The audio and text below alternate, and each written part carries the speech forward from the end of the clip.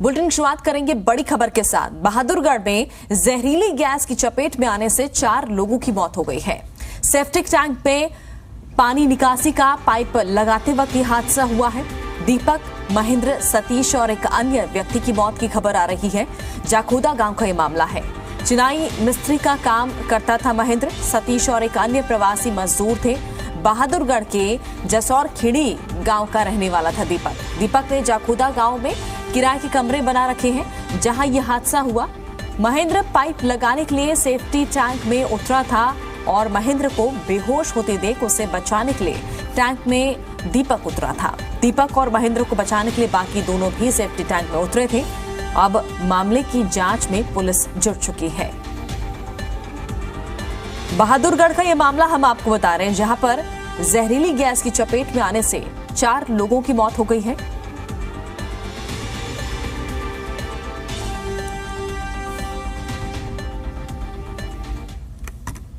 गांव में पता लगा है कि सीवर का टैंक साफ करते हुए 4 लोगों की मौत हो गई है। एक उसमें जो मुझे अभी जानकारी है, एसडीएम साहब मौके पे हैं। एक तो वो मकान का मालिक था, वो अपना घर का ही सीवर सेफ्टी टैंक था, उसको साफ कर रहे थे। एक मिस्त्री था और 2 मजदूर थे। और आपको बता दें कि पानीपत में भी गटर की सफाई करते वक्त 2 कर्मचारियों की मौत हो गई थी। 30 मार्च को यह हादसा हुआ था, जब गटर की सफाई करते जो कर्मचारी उतरा था वो बेहोश हो गया था और उसे बचाने के लिए दूसरा कर्मचारी नीचे उतरता है और दोनों कर्मचारियों की दम घुटने से मौत हो गई थी। इसमें प्रशासन और ठेकेदार की लापरवाही भी सामने आई थी। गटर की सफाई के दौरान कोई भी सुरक्षा के इंतजाम नहीं किए गए थे। नगर निगम का गटर करीब 20 फुट गहरा था, जिसकी सफाई के लिए कर्मचारियों को बुलाया गया था। आपको बता दें कि पानीपत में गटर के सफाई के दौरान पहले भी कई बार हादसे हो चुके हैं, लेकिन इसके बावजूद प्रशासन और नगर निगम कर्मचारियों को मौत के मुंह में भेजने से बाज नहीं आ रहा।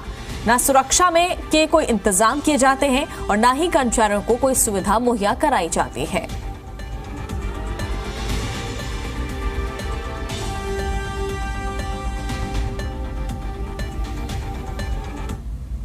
तो देखिए, जहां एक तरफ बहादुरगढ़ में जहरीली गैस की वजह से 4 मौतें हुई, वहीं पानीपत में 2 सफाई कर्मचारियों की मौत हुई है।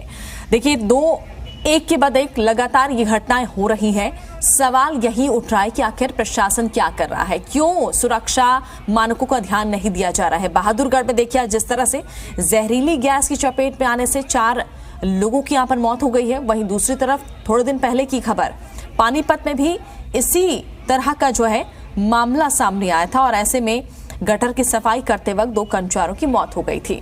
लगातार ये मामले बढ़ रहे हैं, लेकिन सवाल यही है कि आखिर प्रशासन क्यों आंखें मूंदे बैठा है, क्यों कोई एक्शन नहीं लिया जा रहा। एक के बाद एक लगातार इस तरह से कर्मचारियों को मौत के मुंह में ढकेला जा रहा है। जो गटर की सफाई करने के लिए कर्मचारी उतरे थे, काफी गहरा ये गटर बताया जा रहा है, 20 फुट गहरा गटर, और नगर निगम का ये गटर जिसकी सफाई करने के लिए कर्मचारी इसके अंदर उतरे थे और उनकी दम घुटने से जहरीली यहाँ पर गैस की वजह से देखिए किस तरह से उनकी मौत हो गई। और ये कोई पहला मामला नहीं है, इस तरह के मामले पहले भी कई बार आ चुके हैं। और हाल ही में जो एक तरफ बहादुरगढ़ का मामला सामने आया, दूसरी तरफ पानीपत की खबर आपको बता रहे हैं। सवाल यही उठ रहा है कि आखिर इसको लेकर कोई कदम क्यों नहीं उठाए जा रहे, क्यों मजदूरों की जान के साथ खिलवाड़ किया जा रहा है। कई बार हादसे हो चुके हैं। देखिए, 2 तस्वीरें आपकी टीवी स्क्रीन पर हम आपको दिखा रहे हैं।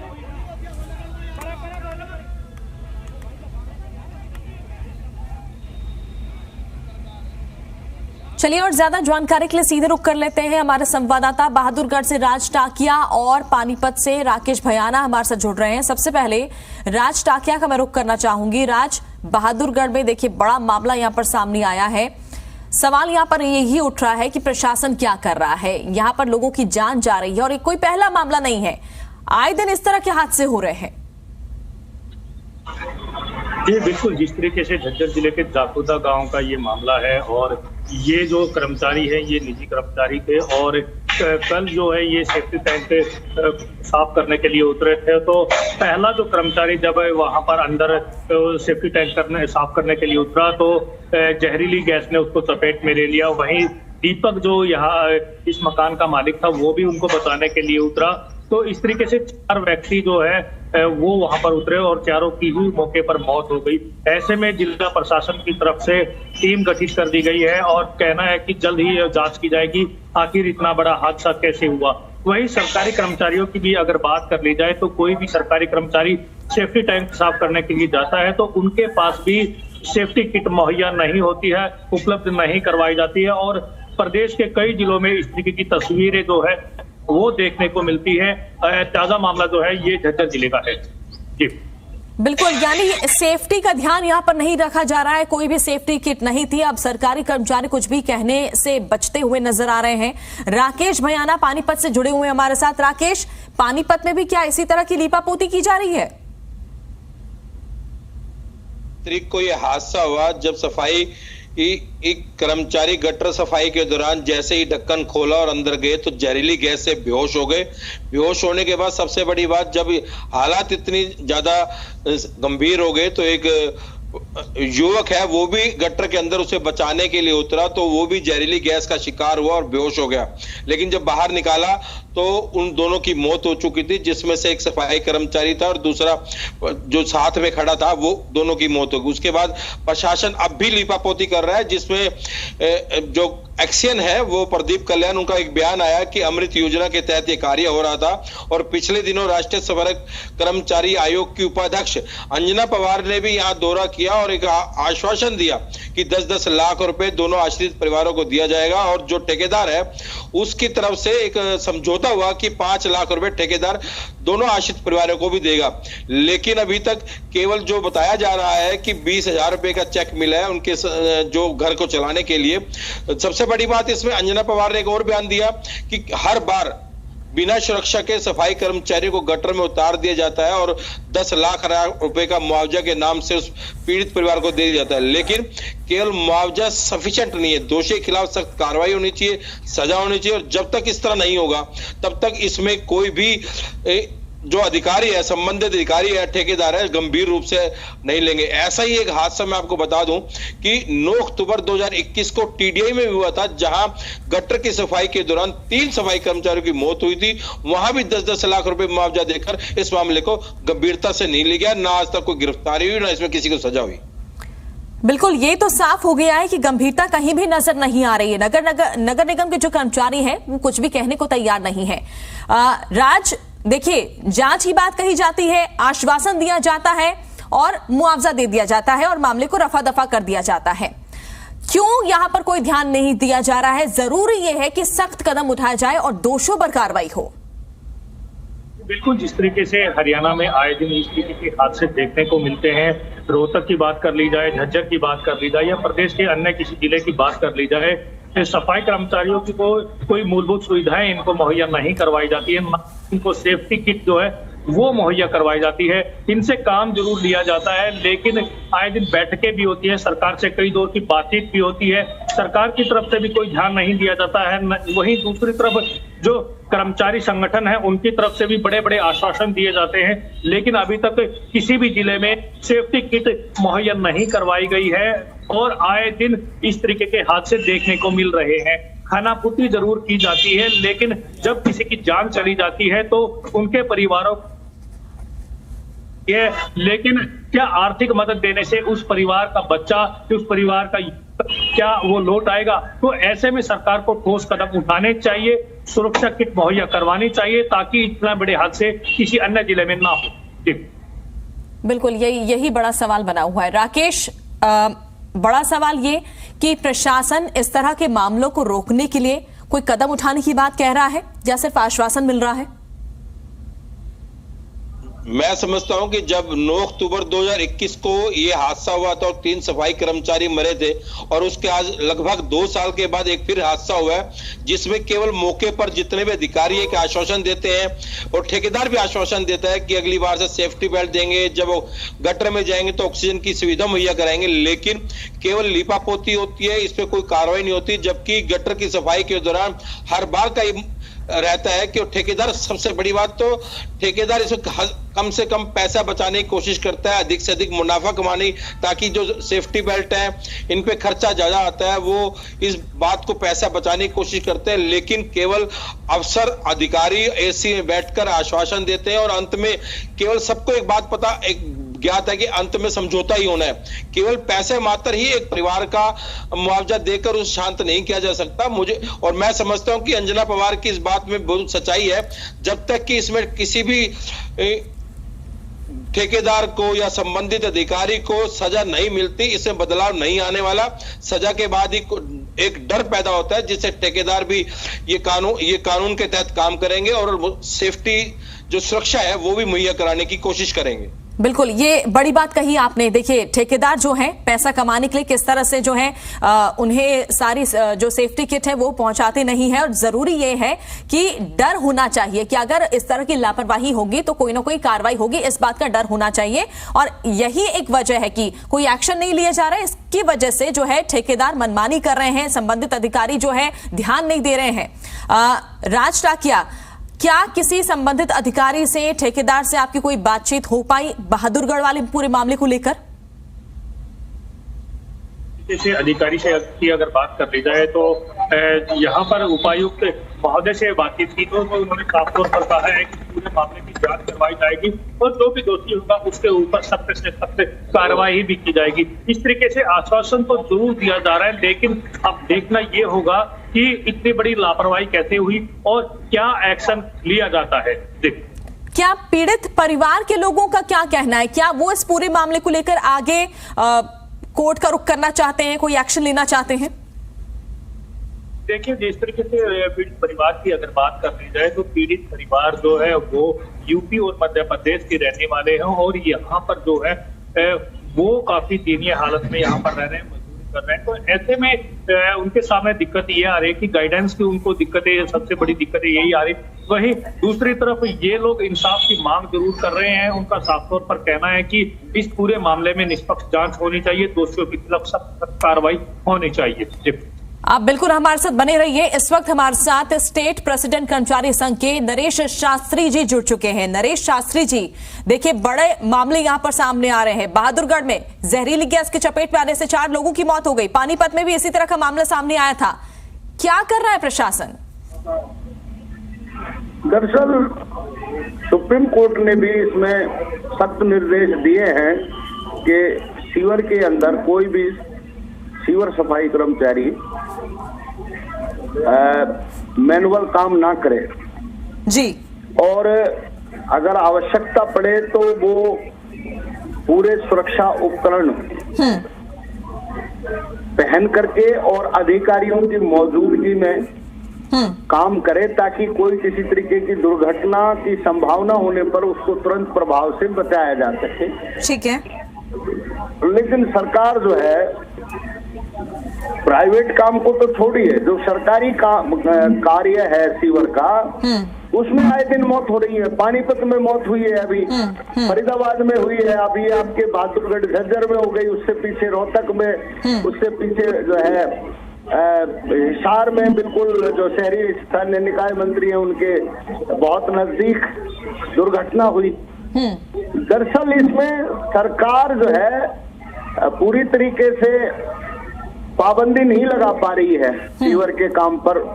जो सुप्रीम कोर्ट की गाइडलाइन है उनको फॉलो नहीं करवा पा रही है। और सबसे बड़ी इसमें जो दुर्भाग्यपूर्ण बात है कि जब घटना हो जाती है, घटना होने के बाद जो सुप्रीम कोर्ट की डायरेक्शन के अनुसार मृतक कर्मचारियों के आश्रितों को आर्थिक सहायता राशि और न्याय देने की बात है, वो भी नहीं मिल पा रहा है। आज तक का रिकॉर्ड है कि मुकदमा दर्ज नहीं होता है, मुकदमा दर्ज हो जाए तो दोषी गिरफ्तार नहीं होते हैं, इसलिए उनको सजा नहीं मिलती है।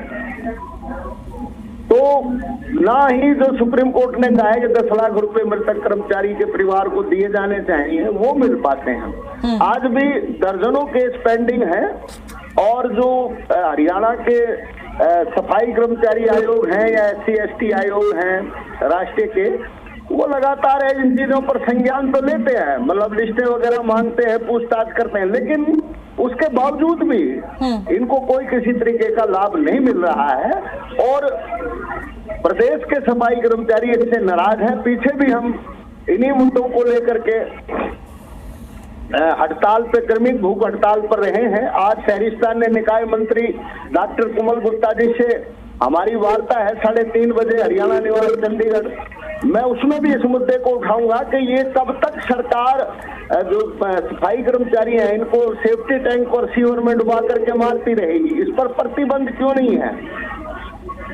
मैं ये बात उठाऊंगा और मैं मांग करूंगा कि अब तक जितने भी सीवर हादसे में, सेफ्टी टैंक के हादसे में कर्मचारी मरे हैं या आम आदमी बचाव करते हुए मरे हैं। पानीपत की जो घटना है उसमें तो एक सीवर कर्मचारी उसमें उतरा, उसको गैस लग गई, एक जो है जनता का एक व्यक्ति था, उसने देखा, वो बचाने के लिए उतरा, उसको भी गैस की चपेट में ले लिया गैस ने।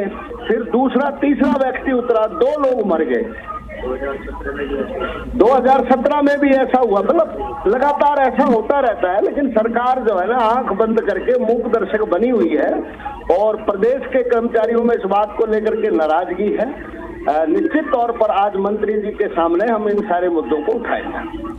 लेकिन कमी कहाँ रह जा रही है? सुप्रीम कोर्ट का सख्त निर्देश है, गाइडलाइंस जो आई है कि मैनुअल काम नहीं होना है। अगर कोई नीचे उतर भी रहा है गटर में तो अधिकारियों की मौजूदगी में काम होना चाहिए।